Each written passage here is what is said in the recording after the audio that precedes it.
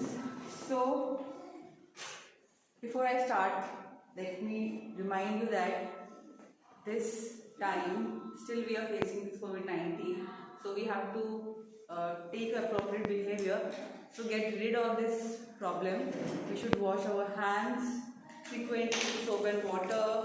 We should use sanitizers. We should maintain social distancing, and we should not share our food and water.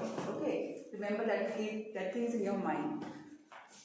So now we will be doing question and answers and discussing the activity. Please, your book. So the first question from the NCERT book is, please check why I am discussing these questions with you, because this is a theoretical chapter. Okay, and maybe while discussing the chapter with you people, I would have missed some points, so they will be covered up in these question answers, because these are the theoretical answers, so it's better to discuss with you people. That's what I think. Okay. Right? So why are some substances biodegradable and some are non-biodegradable? Any one of you? The substances which are not decomposed by the bacteria and fungi that are called as non-biodegradable because they are made up of inorganic substances like plastics, synthetic fibers and all.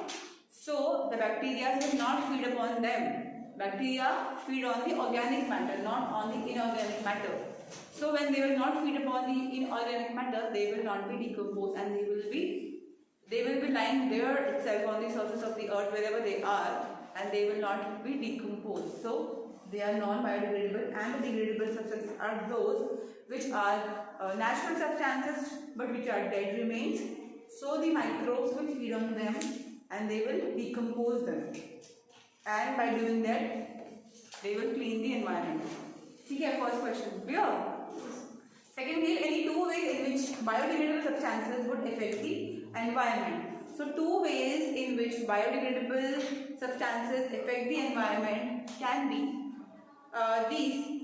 the biodegradable waste, like rotten plants and animals, waste material caused by the plants and the animals.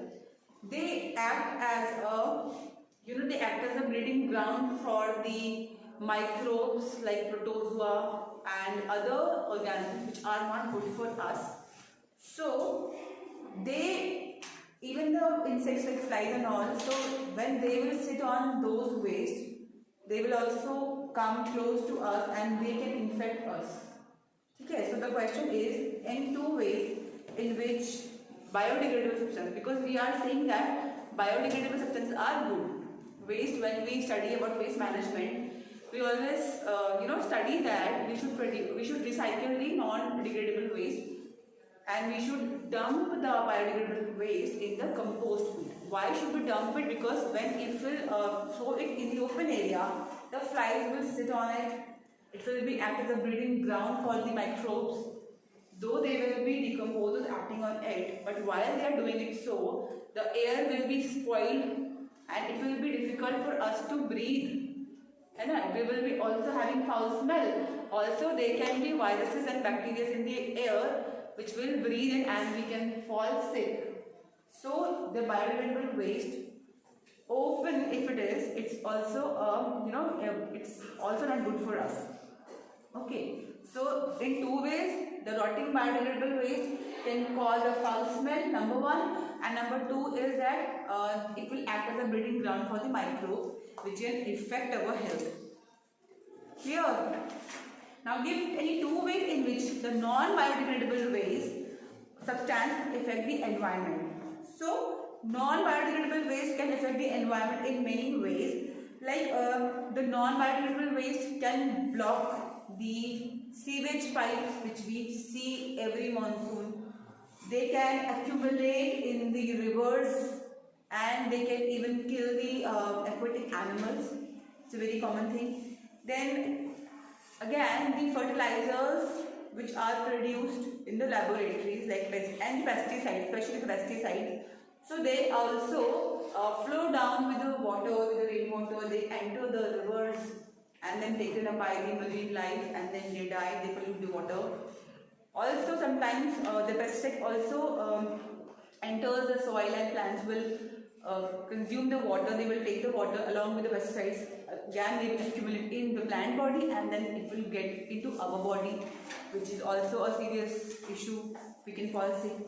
Then they also makes the soil acidic or alkaline, which is also not good and it will affect the fertility of the soil. So these non-degradable wastes are very harmful to us. So that is why we should reduce and reuse the non-biodegradable stuff.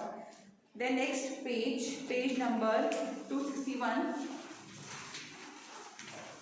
Next question. What are the trophic levels? So in a food chain, it is a flow of food or the flow of energy. Okay, so the food chain is just a transfer of the energy from one trophic level to the other trophic level. So the trophic level are the other steps when we study the food chain, like for example grass. Okay, then let's say rabbit. Then it can be a wolf and a lion. So these are the different trophic levels. So this is the first trophic level, है ना? I'll just explain you trophic second, then third, and then the fourth. So it does the transfer of energy from one trophic level to the other and then to the other. Okay, so food chain is just the transfer of the energy or transfer of the food. So every community in the food chain, each and every community like these are called as the trophic levels. Okay, so give an example of food chain. So any example of the food chain. So we can also explain trophic level like this. Like this will be our. Okay, so this can be our grass. Okay, then rabbit, then wolf, and then lion. This is how we explain the trophic level. Okay, so we can give the example. So the top order of the trophic level is always the higher order, so lion. Or we can also write a simple food chain like grass, insect, bird, and snake also. So in that case, the snake will be on the higher order of the trophic level. Okay. What is the role of decomposers in the ecosystem? Decomposers are the microorganisms which feed on the dead and decayed organic matter. Okay, so by doing this, by decomposing or by feeding on the dead decayed matter, they clean up the environment because they simplify the complex organisms into the simpler substances and they clean the environment. If they are not there, all the rotten things, all the dead things will be remaining there in the atmosphere or in the surface of the earth forever. So they are very, very important to us. Okay, even they simplify the ammonia, urea, nitrates of the fertilizer into the free nitrogen. Okay, so they are very important. So next is what is the ozone and how does it affect the ecosystem? Ozone is a O3 molecule. When three oxygen combines together, they form an O3 molecule, and it is like a boon to our ecosystem because it protects the harmful UV rays to reach the Earth's surface. Okay, so it saves the ecosystem by the harsh effect of the UV rays, which comes from in the sunlight. So now this ozone can be thinned down. It was thinning down because of the use of the aerosols and chlorofluorocarbons, but it has been reduced from the chlorofluoro to the hydrofluorocarbons because it's very important for us. So we have to preserve the ozone layer. Okay. So next is how can so depending upon the answer, you will be getting hints that how many words you have to write for your question paper for your answers. So if it is of 3 marks, you have to write your long answers. If it's of 2 marks, short answer, and 5 marks question, में तो ऐसे questions आएंगे नहीं. There will be some other question in parts. But if you get a 3 marks question, it's better to write in a bullet points. I've told you, I've been telling you all the time. You have to write 3 points for 3 marks, 2 points for 2 marks, and that's it. Alright, no need to write paragraphs and all. Okay, in science, always go for the bullet points. So think about the points, key points or bullet points, and then write down. Now, how can you help in reducing the problem of waste disposal? Give any two methods to dispose of our waste. Number one, if we are disposing of a biodegradable waste, we can easily dig a compost pit, and we can dump all our biodegradable waste in a pit, and then we have to cover it up. Why? Because when we are doing this, all the decomposers will act inside the soil and the air will be clean, because if you leave it open to rot, what will happen? It will be rotten up and the microbes will spread all there in the atmosphere, which will again be a problem for us. So compost pit, number one. And number two, we can always recycle our non-biodegradable waste.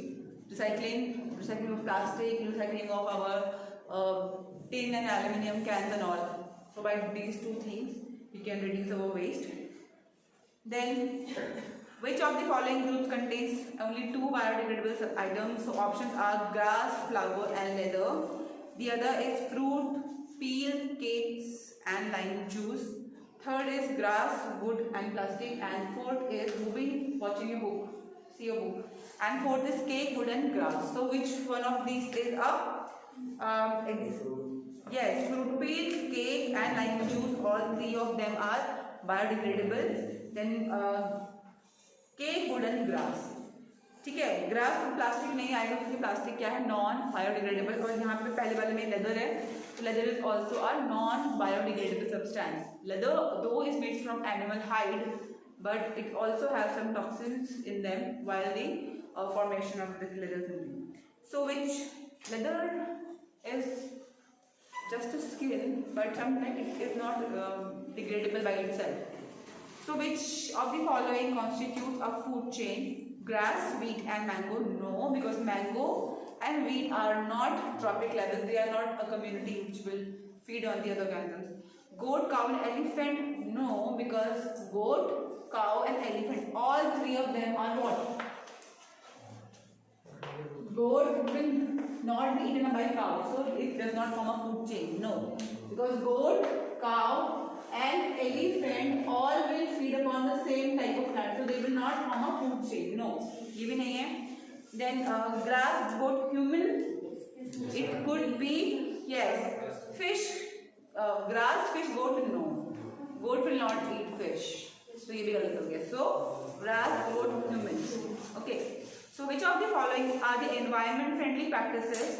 Carrying clothes back to put purchases in while shopping, switching off unnecessary light and fan, walking to school instead of getting your mother to drop you on her scooter, all of the above. So all of the above are the environment friendly practices.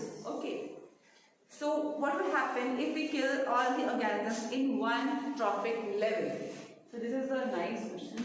What would happen if we will kill all the organisms of one trophic level? For example, we are having a food chain. Okay. So in a food chain, grass. Okay. Then just take example of 3 trophic level and lion. Simpler food chain ever. Okay, so question is, what will happen if we will kill all the organisms of one trophic level? Like this is one trophic level, okay, this is one trophic level and this is one trophic level. For example, we kill all the lions. What will happen? The number of deer will be, we are all killing all the lions, the number of deer will increase a lot. So what will happen as a result? Deer will all feed on the grass and then it will be a desert. So it is not good for the ecosystem. If we kill all the deer, the lion will not have anything to eat. The lion will not eat anything and the lion will starve to death. Lion also will die. Again, the ecosystem will be disturbed. If we remove all the grasses from this trophic level, वैसे killing grasses का तो नहीं होगा, but just imagine we remove all the grasses, so deer will not have anything to eat. So at the end, deer will die and then the lion will also die. So no food chain can be like that. We can remove all the organisms. So we can't. Although if the number are reduced, that is okay. Sometimes number are reduced. Food chain here they take place, but we cannot remove all the organisms from any one trophic level in a food chain, because then the whole ecosystem will be disturbed. Okay. So next is, so it will be just an imbalance. Will the impact of removing all the organisms in a trophic level be different for different trophic levels? Can the organisms of any trophic levels be removed without causing any damage to the ecosystem? Again the same, yes, there will be a lot of impact, because if we remove any one example from one trophic level, the same will happen. If we cannot remove any one trophic level from a food chain, because the end result will not be favorable to the ecosystem. Okay, so both of the answers are interlinked, so both the questions require the same kind of an answer. Okay. So what is the biological magnification? Why the level of this magnification be different at different level of the ecosystem? So biological magnification is the word in which, like we can say, a bioaccumulation, biological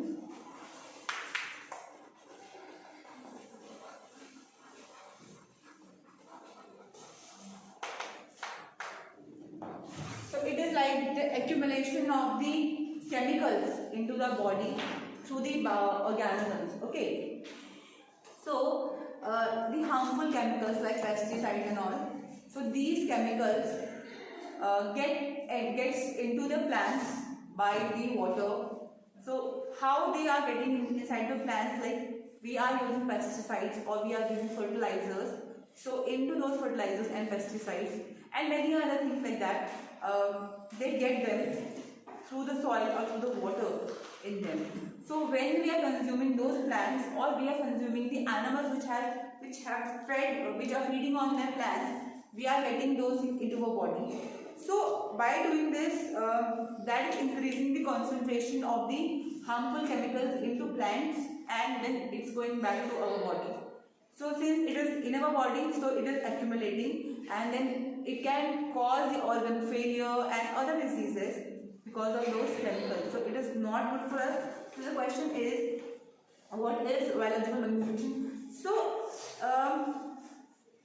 these pesticides which are coming to our body by the food chain, because like plants are having them, okay, then just we are having, humans are eating plants, or humans are, like goat is eating this, and then again goat is eaten by humans.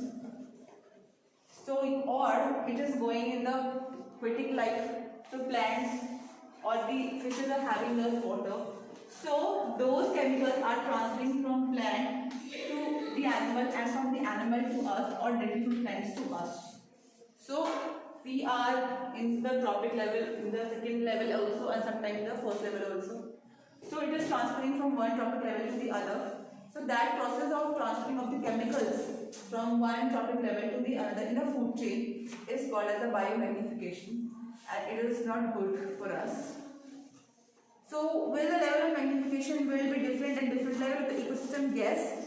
The level will increase up. The level of toxicity will increase as we move from one trophic to the other level, and it will be the most. It will be the most in the last order, in the higher trophic levels. It will be lesser in the first trophic level, but it will increase the toxicity in the top order trophic level. Like अगर ऐसे है, ये हमारा trophic level है, तो ये plants हैं, ठीक है? Then other organisms है, और यहाँ पे हम humans आ रहे हैं. ठीक है, ये animal है, so it will increase, it will at its higher level of toxicity at the top order trophic level. ठीक है? Then, okay, so what are the problems caused by the non-biodegradable waste that we generate? So the problems are by non-biodegradable waste. A lot of problems are there. It accumulates these waste in the atmosphere and in the surface of the earth, which again creates a hinder for the natural things to flow down, like water especially. It will clog the sewage pipes and all, so water will cause flood. Then the excessive use of fertilizers, again fertilizers are also a non-biodegradable waste. It will destroy the quality of soil, and the soil will be dependent upon the fertilizers. The plants accumulate the fertilizer in a lot of quantity, and then it's also not good for us. Then they also, it will burn them. They also will pollute the air, so they are not good for us. Non-biodegradable waste should be produced in a less amount. So the best thing is recycle and reuse and reduce. If all the waste we generate in biodegradable, this is the question. If all the waste we generate in biodegradable substances, will this have no impact to the environment? What do you think? If every waste which we produce will be only biodegradable waste. Let's say we don't produce any non-biodegradable waste, because I've been repeating and you have been hearing this since childhood that non-biodegradable waste is very bad. We should reduce, reuse and recycle it. Na? So what about biodegradable waste? The waste which can be degraded or the waste which can be decomposed, but if we are producing it in a large number, is that okay? No. Any reason for that? If we are producing a biodegradable waste in a large number, then what would happen?